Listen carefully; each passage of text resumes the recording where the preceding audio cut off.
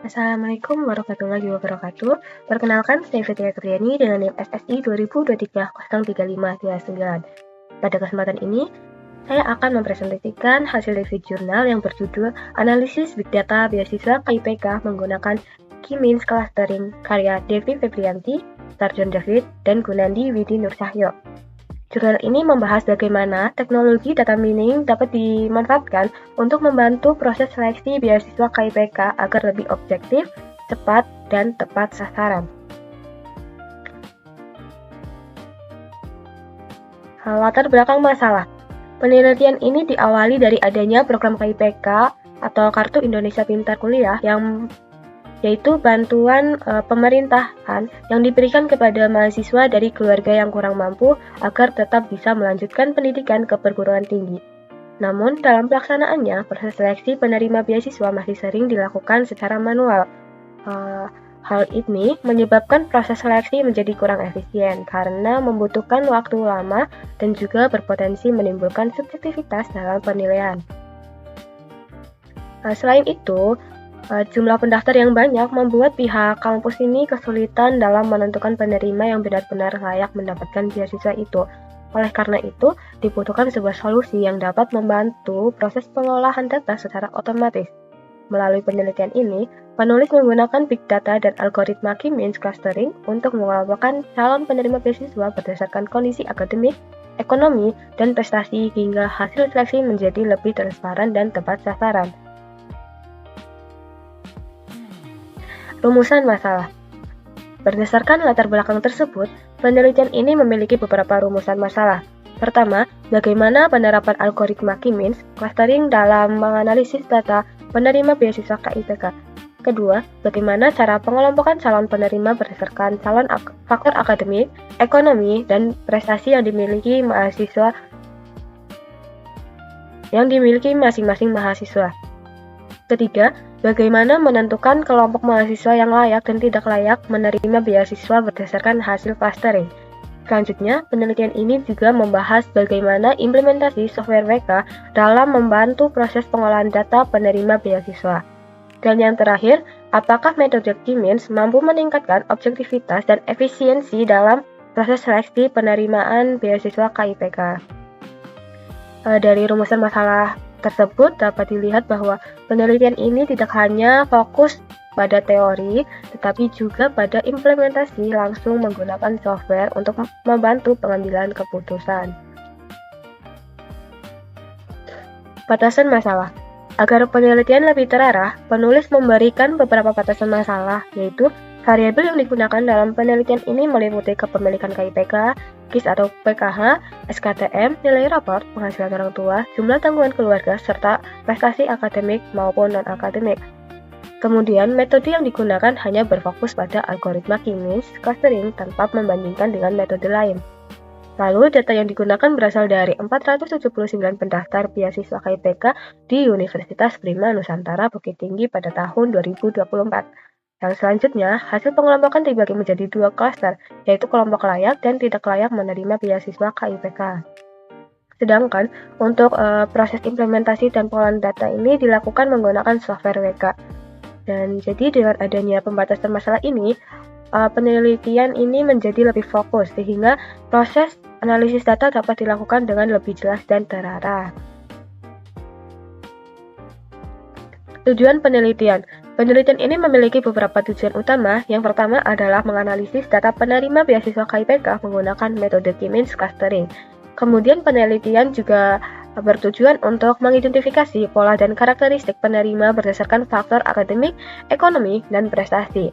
Selain itu, penelitian ini juga bertujuan mengelompokkan calon penerima ke dalam kategori layak dan tidak layak menerima beasiswa.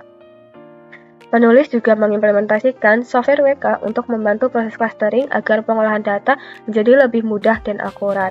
Dan tujuan terakhir adalah mengetahui efektivitas metode Key-Means dalam meningkatkan objektivitas, transparansi, dan efisiensi proses seleksi beasiswa. Jadi melalui tujuan tersebut, diharapkan hasil penelitian ini dapat membantu pihak universitas dalam menentukan penerima beasiswa secara lebih tepat sasaran. Yang selanjutnya, subjek dan objek penelitian.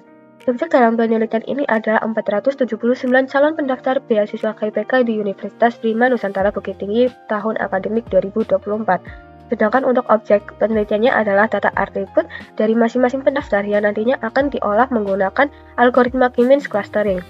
Atribut data tersebut meliputi kondisi ekonomi, nilai akademik, jumlah tanggungan keluarga, dan kelengkapan administrasi. Semakin lengkap dan valid data yang digunakan, maka hasil clustering yang dihasilkan juga akan semakin baik dan akurat. Selanjutnya, metode penelitian.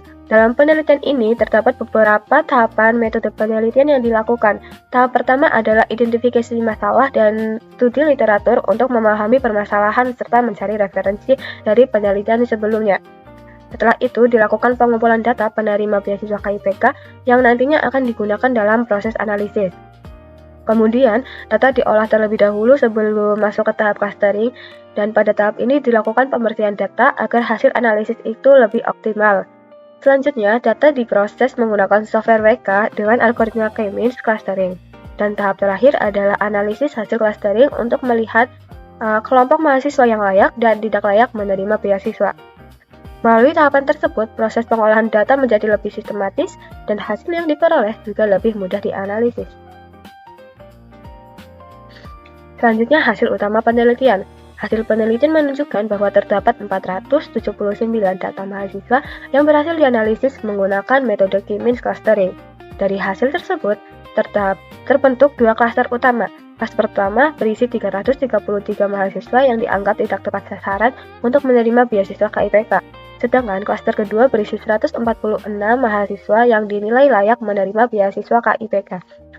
Proses clustering mencapai kondisi stabil pada iterasi ketiga yang menunjukkan bahwa algoritma mampu menentukan pusat klaster dengan cukup cepat.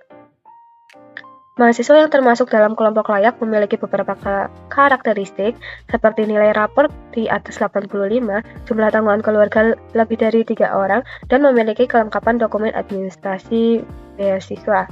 Dari hasil ini, dapat dilihat bahwa metode K-means mampu membantu menentukan pola penerima beasiswa secara lebih objektif berdasarkan data yang dimiliki. Kesimpulan dan evaluasi. Berdasarkan hasil penelitian, penulis menyimpulkan bahwa algoritma K-means clustering ini mampu membantu proses seleksi penerima beasiswa KIPK menjadi lebih objektif, tepat sasaran, dan terstruktur. Lalu hasil clustering ini menunjukkan bahwa klaster kedua merupakan kelompok yang paling layak menerima beasiswa karena memenuhi faktor akademik, ekonomi, dan administrasi. Selain itu, metode ini juga membantu pihak universitas dalam mengambil keputusan secara lebih tepat sasaran karena proses seleksi dilakukan berdasarkan data. Menurut reviewer, pengguna metode K-means clustering cukup efektif karena mampu membantu preseleksi beasiswa menjadi lebih objektif, efisien, dan transparan.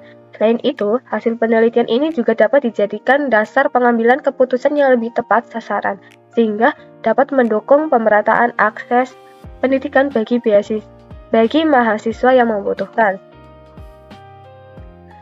Namun demikian, penilaian ini masih dapat dikembangkan lagi dengan membandingkan metode K-means dengan algoritma lain agar hasil yang diperoleh itu bisa lebih optimal. Baik, demikian presentasi dari saya mengenai jurnal analisis Big Data beasiswa KIPK menggunakan K-means clustering. Dari penelitian ini, kita dapat memahami bahwa teknologi data mining memiliki peran penting dalam membantu proses pengambilan keputusan, khususnya dalam bidang pendidikan dan seleksi beasiswa. Dengan adanya sistem pengelompokan data seperti ini, proses seleksi dapat dilakukan dengan lebih cepat, objektif, dan tepat sasaran. Sekian presentasi dari saya. Terima kasih atas perhatiannya. Wassalamualaikum warahmatullahi wabarakatuh.